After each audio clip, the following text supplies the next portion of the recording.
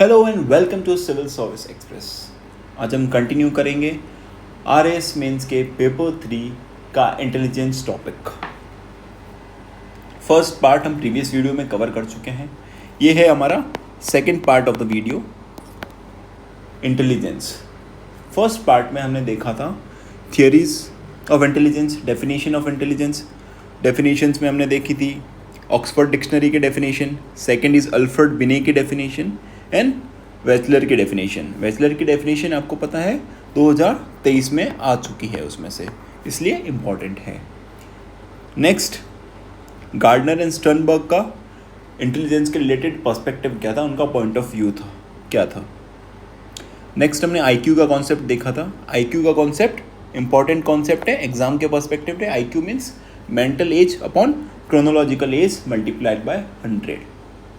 इसके बाद में हमने दो थ्योरीज देखी थी, एक थी साइकोमेट्रिक अप्रोच या साइकोमेट्रिक थ्योरीज, सेकंड थी इंफॉर्मेशन प्रोसेसिंग अप्रोच या information processing theories. Psychometric approach जो थी वो हम कंप्लीट कर चुके थे फर्स्ट पार्ट के अंदर, जिसके अंदर हम इंटेलिजेंस को as a combination of abilities देखते थे। साइकोमेट्रिक अप्रोच में हम इंटेलिजेंस के एंड रिजल्ट को देखते थे, रिजल्ट जो निकलने वाला था उस इंटेलिजेंस से उसको देखते थे। आज हम पढ़ने वाले हैं इंफॉर्मेशन प्रोसेसिंग अप्रोच, जिसमें हम वो प्रोसेस क्या यूज़ होता है उस प्रॉब्लम को सॉल्व करने के लिए, किसी भी रिजल्ट को डिराइव करने के लिए जो प्रोसेस यूज़ होता है उसके बारे में हम देखेंगे इंफॉर्मेशन प्रोसेसिंग अप्रोच में। स्टार्ट करते हैं इंफॉर्मेशन प्रोसेसिंग अप्रोच को। ठीक है, सबसे पहले वापस से एक डिटेल में हम इंफॉर्मेशन प्रोसेसिंग अप्रोच को देखते हैं।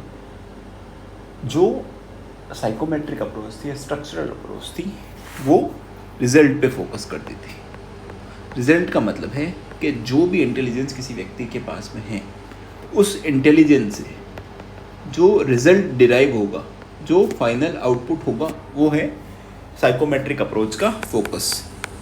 ठीक है, साइकोमेट्रिक अप्रोच का फोकस पॉइंट। लेकिन जो ये इंफॉर्मेशन प्रोसेसिंग थियरीज है वो प्रोसेस पे फोकस करती है। प्रोसेस इन द सेंस क्या कि ब्रेन के अंदर या इंटरनली किसी भी व्यक्ति के अंदर क्या क्या सिस्टम्स, क्या क्या फंक्शंस चलते हैं, जिससे वो व्यक्ति किसी इन्फॉर्मेशन को प्रोसेस करता है या किसी प्रॉब्लम को सॉल्व करता है। ये चीज़ होती है इंफॉर्मेशन प्रोसेस थियरीज के अंदर। इसमें भी मल्टीपल ऑथर्स ने थियरी दी है, जिसमें पहली थियरी है theory of multiple intelligence by Howard Gardner. Theory of multiple intelligence में गार्डनर बोलते हैं कि जो इंटेलिजेंस है वो as a single entity exist नहीं करती है, वो बहुत सारी इंटेलिजेंस है वो एग्जिस्ट करती है, वो सब मिलके एक इंटेलिजेंस को बनाती है। ठीक है, intelligence is not a single entity, rather distinct types of intelligences exist. ठीक है, ये कॉन्सेप्ट हम पहले भी देख चुके थे। ठीक है, कौन सी थियरी में देखा था फर्स्ट पार्ट के अंदर, वो आप कमेंट में बताइए। दूसरी चीज़ ये बोलते हैं कि जितनी भी इंटेलिजेंस जो एग्जिस्ट करती है वो इंडिपेंडेंट है एक दूसरे से, वो एक दूसरे पे निर्भर नहीं है। इसका मतलब ये कि अगर किसी व्यक्ति के पास एक तरीके की इंटेलिजेंस है तो इसका ये मतलब नहीं होगा कि बाकी इंटेलिजेंस भी उसके पास एग्जिस्ट करती है, या एक नहीं है तो इसका मतलब ये नहीं कि बाकी भी इंटेलिजेंस उसके पास नहीं होगी। हर एक इंटेलिजेंस अपने आप में इंडिपेंडेंट एग्जिस्ट करती है। किसी भी एक इंटेलिजेंस का एग्जिस्टेंस या नॉन एग्जिस्टेंस दूसरे पे इम्पैक्ट नहीं करता है। और गार्डनर बोलते हैं ये जितनी भी इंटेलिजेंसेस एग्जिस्ट करती है इंडिविजुअली, ये सब मिलके साथ में इंटरेक्ट करती है और साथ में काम करती है ताकि किसी प्रॉब्लम को सॉल्व किया जाए। सिंपल, इंटेलिजेंस है जो इंडिविजुअली एग्जिस्ट करती है। ठीक है, ये अलग अलग टाइप का इंटेलिजेंस है, लेकिन ये सब साथ में काम करेगी, तब एक रिजल्ट निकलेगा, कोई प्रॉब्लम सॉल्व होगी। ये इंडिविजुअली काम नहीं करती है, काम सब साथ में करती है लेकिन एग्जिस्ट इंडिविजुअली करती है। किसी भी एक का एग्जिस्टेंस या नॉन एग्जिस्टेंस का दूसरे पे इम्पैक्ट नहीं होता। ये थी थियरी ऑफ मल्टीपल इंटेलिजेंस। इस इंटेलिजेंस की थियरी में गार्डनर 8 तरीके के इंटेलिजेंस की बात करता है। जो इंडिविजुअली इंटेलिजेंस एग्जिस्ट करती है वैसे 8 तरीके की इंटेलिजेंस होती है। आप इसमें देखेंगे जो नेम्स और ये चीज़ें हैं, हमने जो साइकोमेट्रिक अप्रोच में देखी कि वैसे के वैसे तरीके के नेम्स यहाँ पे भी देखने को मिलेंगे, लेकिन जो साइकोमेट्रिक अप्रोच में जो फोकस पॉइंट होता है थियरीज का, वो होता है एंड रिजल्ट के ऊपर, कि उस इंटेलिजेंस के होने के कारण रिजल्ट क्या आने वाला है किसी व्यक्ति के पास में। ठीक है, लेकिन इस अप्रोच के अंदर हम देखेंगे उस इंटेलिजेंस में प्रोसेस क्या यूज़ होता है, वो इंटेलिजेंस कैसे काम करती है किसी भी व्यक्ति के अंदर में। जैसे पहला है लिंग्विस्टिक इंटेलिजेंस। लिंग्विस्टिक का मतलब है लैंग्वेज, ठीक है। लिंग्विस्टिक इंटेलिजेंस मीन्स कोई भी व्यक्ति लैंग्वेज को इफेक्टिवली यूज़ कर पा रहा है, ठीक है। जैसे राइटर्स है, पोएट है, वो शब्दों को, भाषाओं को बहुत अच्छी तरीके से यूज़ कर पाते हैं। तो उनकी जो एबिलिटी है, उनके अंदर का जो प्रोसेस है, उनकी जो ताकत है, उस पर फोकस होगा। Ability to see, ability to use language effectively, ये एबिलिटी पे फोकस होगा। Second is logical mathematical intelligence.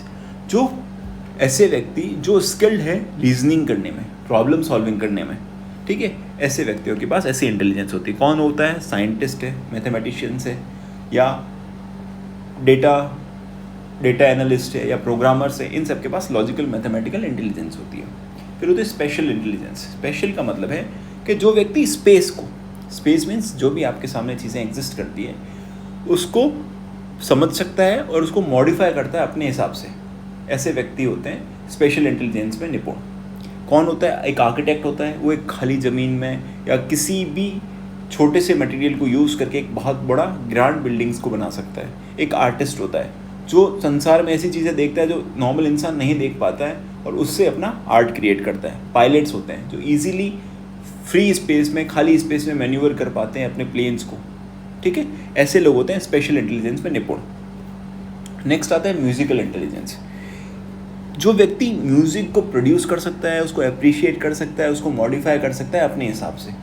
कौन हो सकता है? म्यूजिशियन हो सकता है, कंपोज़र हो सकता है, ठीक है। कोई भी व्यक्ति जो म्यूज़िक के साथ में काम करता है। Next is bodily kinaesthetic intelligence. Bodily kinaesthetic का मतलब है जो व्यक्ति अपने शरीर के अंगों को अलग अलग तरीके से यूज़ कर सकता है और उससे अलग अलग तरीके की क्रियाएँ कर सकता है। कौन होगा? एथलीट है, डांसर है, जिम्नास्ट है, सर्जन है, जो बॉडी के पार्ट्स के साथ में एक्सपेरिमेंट्स करते हैं, वो है बॉडीली काइनेस्थेटिक इंटेलिजेंस। फिर है इंटरपर्सनल इंटेलिजेंस। इंटरपर्सनल का मतलब होता है जो दो व्यक्तियों के बीच में जो चर्चा होती है, डिस्कशन होता है, डिबेट्स होता है, उसको बोलते हैं इंटरपर्सनल, जहाँ दो व्यक्ति इन्वॉल्व होते हैं। तो ऐसे व्यक्तियों के पास में दूसरों को समझने की क्षमता होती है और उनके साथ में इंटरेक्ट करने की क्षमताएँ होती है। टीचर होता है, काउंसलर होता है, पॉलिटिशियन होता है, सोशल वर्कर होता है, बिजनेसमैन होता है, ये सब व्यक्ति इंटरपर्सनल इंटेलिजेंस को कैरी करते हैं। Next is intrapersonal. Intra means with in, inter is between और इंट्रा इज विद इन, खुद के अंदर। जो व्यक्ति इंट्रापर्सनल इंटेलिजेंस रखता है वो खुद को लेके अवेयर होता है, वो खुद को लेके जागरूक होता है। कौन होता है? वो गुरु हो सकते हैं, फिलोसफर हो सकते हैं, स्पिरिचुअल लीडर्स हो सकते हैं, योगी हो सकते हैं। ऐसे व्यक्ति खुद को लेके अवेयर होते हैं। Next last is naturalistic intelligence. जो व्यक्ति नेचर को बड़े अच्छे से समझता है, नेचर के साथ कनेक्शन को समझता है। नेचर मीन्स जो भी हमारे पास में वातावरण है, इकोसिस्टम है, पेड़ पौधे, जानवर, धरती, जो भी चीज़ें हैं, उनके साथ में अच्छा तालमेल रखता है। कौन हो सकता है? नेचुरलिस्ट हो सकता है, कोई फार्मर है, कोई बायोलॉजिस्ट है, ठीक है। ऐसे व्यक्ति नेचर के साथ में एग्जिस्ट करते हैं और नेचर को अच्छे से समझते हैं। जैसे जो आदिवासी लोग हैं, वो अपने नेचर को बहुत अच्छे से समझते हैं, उनके पास नेचुरलिस्टिक इंटेलिजेंस है। तो गार्डनर बोलते हैं कि जो भी इंटेलिजेंस है एग्जिस्ट इंडिविजुअली करती है। ज़रूरी नहीं कि किसी के पास अगर ये इंटेलिजेंस है तो सेकंड वाली होनी भी ज़रूरी है, नहीं। हर एक इंटेलिजेंस इंडिविजुअली एग्जिस्ट करती है, लेकिन किसी भी प्रॉब्लम को सॉल्व करने के लिए ये सारी इंटेलिजेंस साथ में मिलकर काम करती हैं और एक सोल्यूशन प्रोड्यूस करती है। गार्डनर का ये डायग्राम है, आप डायग्राम को बना के आ सकते हैं। 5 मार्कर अगर क्वेश्चन पूछा जाता है तो उसके अंदर 5 मार्कर क्वेश्चन में जैसे 8 इंटेलिजेंस लिखी हुई है यहाँ पे, ठीक है। और कोई भी व्यक्ति जिसके पास ये इंटेलिजेंस एग्जिस्ट करती है उसको क्या बोलेंगे? अगर म्यूजिक एग्जिस्ट करता है तो वो म्यूजिक स्मार्ट हो गया। बॉडीली काइनेस्थेटिक इंटेलिजेंस है तो बॉडी स्मार्ट है। इंटरपर्सनल इंटेलिजेंस है तो पीपल स्मार्ट है। और वर्बल इंटेलिजेंस या लिंग्विस्टिक इंटेलिजेंस है तो word smart. Logical mathematicians logic smart, naturalistic nature smart, and intrapersonal that is self smart, and special means picture smart, ठीक है। जो भी व्यक्ति के पास जैसे इंटेलिजेंस एग्जिस्ट करेगी वो वैसा का उस लेवल का स्मार्ट व्यक्ति होगा। अब आते हैं नेक्स्ट थ्योरी पे, ठीक है। ये ट्राइआर्किक थ्योरी ऑफ इंटेलिजेंस। ट्राइआर्किक का मतलब जिसके 3 अंग है। इस थ्योरी में 3 आर्क से 3 अंग है। ये थ्योरी दी थी रॉबर्ट स्टर्नबर्ग ने। रॉबर्ट स्टर्नबर्ग ने ये थियरी दी थी 1985 के अंदर में। स्टर्नबर्ग इंटेलिजेंस को इन्वायरमेंट से रिलेट करके यूज़ करते हैं। वो बोलते हैं कि इंटेलिजेंस जो है वो किसी व्यक्ति की क्षमता है कि वो अपने इन्वायरमेंट से कितना इजीली अडेप्ट कर सकता है, उसको मॉडिफाई कर सकता है या उसको सिलेक्ट कर सकता है ताकि वो अपने या सोसाइटी के या किसी भी कल्चर के गोल्स को अचीव कर सके। ठीक है, ये इंटेलिजेंस को इन्वायरमेंट के साथ में रिलेशन में देखते हैं। According to him, the intelligence is the ability to adapt to shape and select environment to accomplish one's goals and those of one's society and culture। अपने गोल्स और सोसाइटी के और कल्चर के गोल्स जो हैं उसको अचीव कर सके आप एनवायरनमेंट को सेलेक्ट और मॉडिफाई करके। इनके अकॉर्डिंग 3 तरीके की इंटेलिजेंस एग्जिस्ट करती है। ठीक है, जो ट्राइआर्की की बात करते हैं, 3 तरीके की इंटेलिजेंस एग्जिस्ट करती है और तीनों इंटेलिजेंस साथ में मिलकर काम करती है किसी भी रिजल्ट को प्रोड्यूस करने के लिए या प्रॉब्लम को सॉल्व करने के लिए। पहला है कॉम्पोनेंशियल या एनालिटिकल इंटेलिजेंस। एनालिटिकल इंटेलिजेंस का फोकस होता है कि आप इंफॉर्मेशन को एनालाइज करो।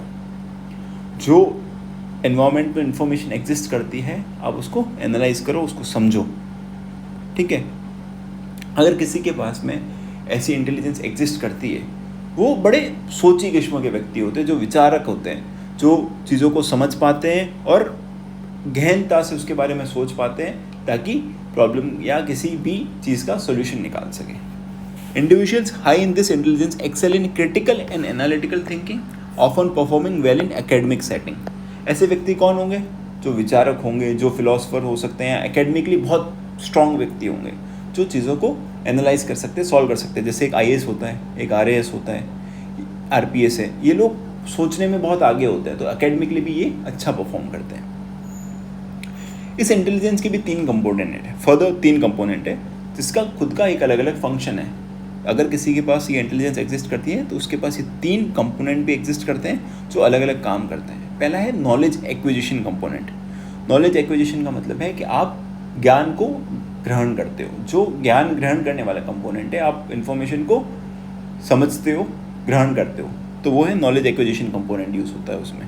सेकेंड इज मेटा और हायर ऑर्डर कंपोनेंट। आपने ज्ञान तो ग्रहण कर लिया, फिर आप प्लान करते हो कि आप उसको करना क्या है, उस प्रॉब्लम को सॉल्व करने के लिए या उस इन्फॉर्मेशन को प्रोसेस करने के लिए करना क्या है, उस इन्फॉर्मेशन का यूज़ कैसे करना है और किस गोल के लिए करना है, what to do and how to do it. ठीक है, मेटा और हायर ऑर्डर, आप किसी हायर पर्पस के लिए उसको यूज़ कर रहे हो। Third is performance component. आपने प्लान किया, सब कुछ किया, जो एग्जीक्यूशन पार्ट होता है। ठीक है, परफॉर्मेंस कंपोनेंट होता है कि जो आपने प्लान बनाया है उसको आपको एक्शन में लाना है, वो परफॉर्मेंस कंपोनेंट है। ये तीनों कंपोनेंट मिला के बनाते हैं एनालिटिकल इंटेलिजेंस को। ठीक है, नॉलेज को ग्रहण करना, उसको प्लान करना, उसके नॉलेज के साथ क्या करना है और कैसे करना है वो है, और थर्ड इज उस काम को, उस प्लान को एग्जीक्यूट करना। ठीक है, अब सेकेंड इंटेलिजेंस है ट्राइआर्किक थ्योरी में एक्सपीरियंशियल इंटेलिजेंस या क्रिएटिव इंटेलिजेंस। ये जिन व्यक्तियों के पास होती है वो व्यक्ति एक्सपीरियंसेस, जो अपने पास एक्सपीरियंसेस से उनको यूज़ करते हैं नई प्रॉब्लम्स को सॉल्व करने के लिए। कौन हो सकता है? एक आर्टिस्ट हो सकता है, इसने बहुत सारी चीज़ें देखी है, बहुत सारी चीज़ें को समझा है, दुनिया देखी है, तो वो सारी चीज़ों को यूज़ करता है एक पेंटिंग करने में या एक सॉन्ग लिखने में। ठीक है, ये आर्टिस्ट हो गया। सेकंड हो गया एक कोई भी इंजीनियर हो गया, इसने जितनी भी चीज़ें पढ़ी है, जितनी भी चीज़ें समझी हैं, जितना भी एक्सपेरिमेंट किया है अपने साथ में प्रैक्टिकल्स किए हैं, वो इसको यूज़ करता है एक नई मशीन को इन्वेंट करने में या किसी नई प्रॉब्लम्स को सॉल्व करने में। ठीक है, ऐसे व्यक्तियों को के पास क्या चीज़ होती है कि वो लोग जितना भी अपना एक्सपीरियंस है उन सबको एक जगह पे केंद्रित कर पाते हैं और एक किसी भी प्रॉब्लम को, एक नए रिजल्ट को प्रोड्यूस कर पाते हैं। थर्ड इज कंटेक्सचुअल इंटेलिजेंस या प्रैक्टिकल इंटेलिजेंस। लास्ट हमने क्या देखी? क्रिएटिव इंटेलिजेंस है, जो व्यक्ति अपने एक्सपीरियंसेस से उसको यूज़ करता है, और एक होते कंटेक्सचुअल, जो एक्सपीरियंसेस को यूज़ कर सकता है लेकिन उसके सामने जो भी प्रॉब्लम्स आती है डेली लेवल पे, जो भी आता है वो उसका भी प्रॉब्लम का सोल्यूशन निकाल लेता है। एक ऐसा व्यक्ति होता है ना, एक फ्रेंड सर्कल में किसी में, जिसको कोई भी प्रॉब्लम दे दो वो उसका सोल्यूशन निकाल ही लेगा, जुगाड़ू बोलते हैं जिसे हमें। ठीक है, या ऐसा व्यक्ति जो हर चीज़ समझता हो, बोले स्ट्रीट स्मार्ट्स जिसको बोला जाता है, तो वो होते हैं कंटेक्चुअल इंटेलिजेंस में हाई होते हैं, जिनके पास कंटेक्चुअल इंटेलिजेंस हाई होती है, वो प्रैक्टिकल व्यक्ति होते हैं, ठीक है, वो एवरीडे इन्वायरमेंट प्रॉब्लम्स के साथ इफेक्टिवली डील कर पाते हैं। इनको स्ट्रीट स्मार्ट्स भी बोलते हैं या बिजनेस सेंस वाले व्यक्ति भी बोलते हैं, ठीक है। ये अपने इन्वायरमेंट को बदल सकते हैं, मॉडिफाई कर सकते हैं, जैसा चाहे इनको किसी भी परिस्थिति में डाल दो, ये उभर कर ही निकलेंगे। ये डायग्राम है, आप यूज़ कर सकते हैं एग्ज़ाम के टाइम पे। इसमें हम ट्रायर्किक थ्योरी के जो 3 पार्ट्स है वो देख रहे हैं, contextual, experiential and componential. In componential के जो 3 पार्ट्स थे, knowledge acquisition, Meta component and performance component.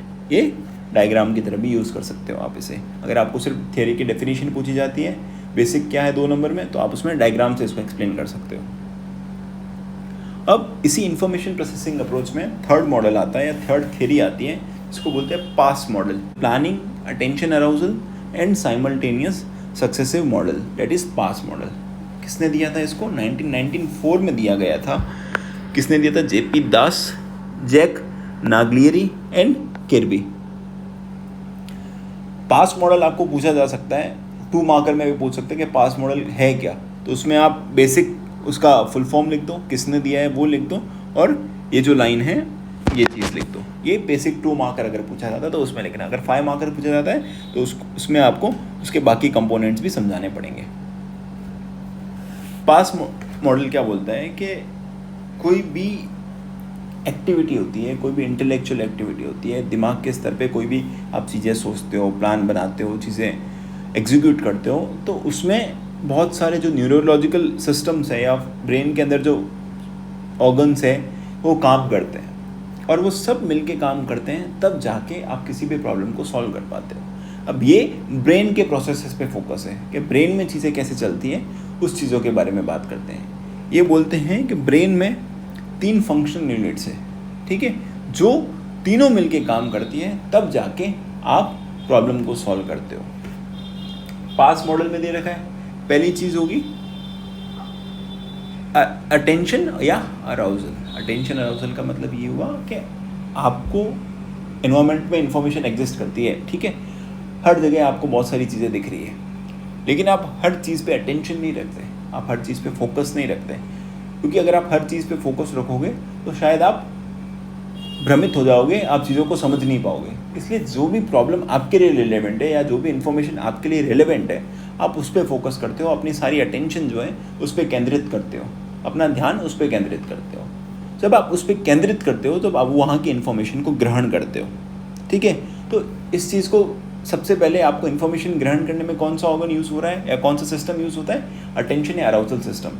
जब तक अराउजल या अटेंशन सिस्टम वर्क नहीं करेगा, तब तक आप किसी भी इन्फॉर्मेशन को ग्रहण नहीं कर पाओगे, गैदर नहीं कर पाओगे।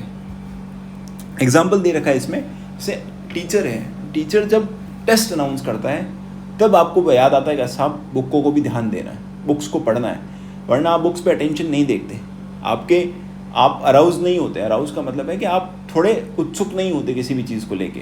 जब टीचर आपका टेस्ट अनाउंस करता है, जब आपको पता है कि आरएस आने वाला है, प्री आने वाला है, मेंस आने वाला है, तो प्री आने वाला तो आप प्री की किताबें उठाते हो, मेंस आने वाला मेंस की किताबें उठाते हो। तब तक आपके ऊपर ये प्रेशर नहीं डाला जाता या आपको बताया नहीं जाता कि किस चीज़ पे फोकस करना है, तब तक आपका अटेंशन अराउजल सिस्टम एक्टिवेट नहीं होता। तो जब आपका अटेंशन अराउजल सिस्टम एक्टिवेट होता है, तब आप उन बुक्स पे फोकस करना स्टार्ट करते हो, तब आप बुक्स में लिखी हुई इन्फॉर्मेशन को गैदर करते हो। तो पहला है अटेंशन या अराउजल सिस्टम।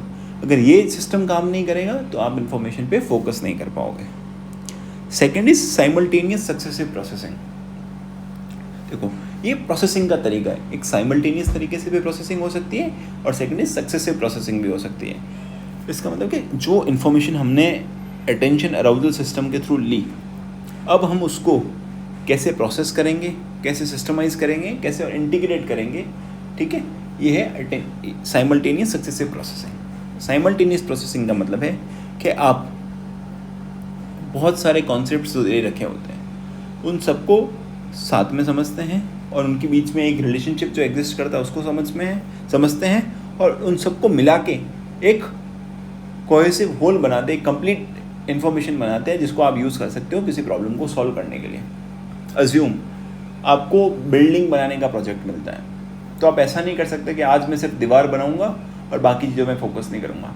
आप दीवार बनाते वक्त ये भी याद रखते हो कि ड्रेनेज सिस्टम कहाँ से होगा, आप दीवार बनाते वक्त ये भी याद रखते हो इलेक्ट्रिकल सिस्टम कहाँ से होगा। तो आपने अलग अलग एरियाज़ में जो भी आपका नॉलेज है आप उन सबको इंटीग्रेट करते हो, इसको बोलते हैं साइमल्टेनियस प्रोसेसिंग। इसका बहुत बढ़िया एग्जाम्पल है जो लॉजिकल रीजनिंग में क्वेश्चंस आते हैं। ठीक है, लॉजिकल रीजनिंग में क्वेश्चन क्या आते हैं, जैसे आपको शेप्स दे रखे होते हैं कि आप यहाँ पे स्क्वायर बना हुआ है, फिर यहाँ पे कुछ और है, इसमें यहाँ कुछ है, यहाँ कुछ है, अलग अलग शेप्स में दे रखे हैं, शेप वाले जो क्वेश्चन आते हैं। तो आप ऐसा नहीं कि सिर्फ आप स्क्वायर को ही देखोगे, आप सिर्फ सर्कल को ही देखोगे, आप सिर्फ ट्राइंगल को ही देखोगे, नहीं, आप सबको देखते हो और आप देखते हो कि कैसे स्टेप बाय स्टेप चीज़ें मॉडिफाई हो रही है।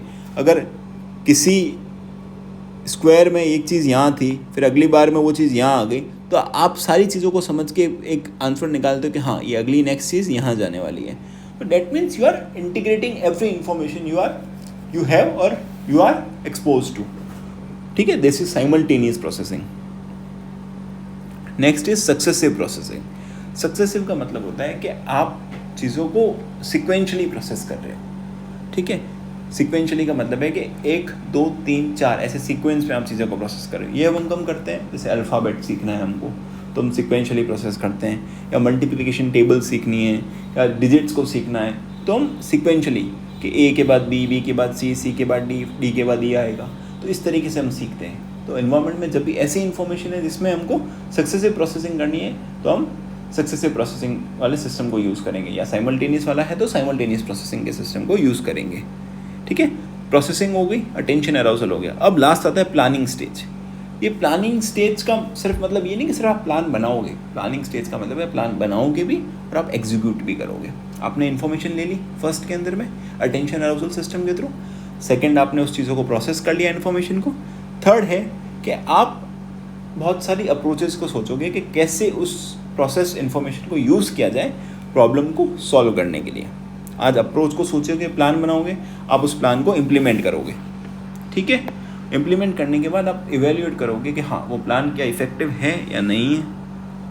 मान लो उसमें कुछ प्रॉब्लम्स है, मॉडिफिकेशन की ज़रूरी है, तो आप मॉडिफाई भी करोगे। तो ये जो प्लानिंग फंक्शन है आपका न्यूरोलॉजिकल सिस्टम्स के अंदर, ये प्लानिंग फंक्शनल यूनिट जो है वो आपको हेल्प करती है चीज़ों का प्लान बनाने में, उसको एग्जीक्यूट करने में और उसको मॉडिफाई करने में। ठीक है, ये है 3 functional units of pass model. ये जो फंक्शनल यूनिट एग्जिस्ट करती है पास मॉडल के अंदर, जो काम करती है, वो उसका जो भी फाउंडेशन होता है वो नॉलेज होता है। नॉलेज कैसे भी हो सकता है, जो इन्फॉर्मेशन आपको मिली है, जो नॉलेज आपको मिला है, वो फॉर्मल भी हो सकता है कि आपने कहीं से पढ़ा है, या इनफॉर्मल भी हो सकता है जैसे आपने एक्सपीरियंस भी लिया है। आप दोनों तरीके के नॉलेज को कंबाइन करके, इंटीग्रेट करके आप अपने प्लान्स बनाते हो और प्रॉब्लम्स को सॉल्व करते हो। ठीक है, अब जो ये थियरीज कंप्लीट हुई, ये थी इंफॉर्मेशन प्रोसेसिंग अप्रोच से रिलेटेड। नेक्स्ट अब हम टॉपिक में पढ़ेंगे, जो भी नेक्स्ट टॉपिक पढ़ने वाले हैं वो होंगे cognitive intelligence, social intelligence, emotional intelligence, जो बाकी सारे सब टॉपिक्स थे इंटेलिजेंस के, अब उनको हम देखेंगे। हमने डेफिनेशंस को पढ़ लिया और हमने इंफॉर्मेशन प्रोसेसिंग थियरीज को भी कर लिया और साइकोमेट्रिक थियरीज को भी कर लिया। अब थर्ड पार्ट के अंदर हम देखेंगे जो हमारी कॉग्निटिव इंटेलिजेंस है, सोशल इंटेलिजेंस और इमोशनल इंटेलिजेंस रिलेटेड थियरीज है, उन सबको हम देखेंगे। Wait for the next part. And अगर अभी तक आपने हमारे चैनल को सब्सक्राइब नहीं किया है तो प्लीज़ उसे भी सब्सक्राइब कर लीजिए। इससे हमें हेल्प होती है हमारे ऑडियंस को समझने में और उनको क्या चाहिए और क्या नहीं चाहिए उसको बेहतर समझने में। Thank you.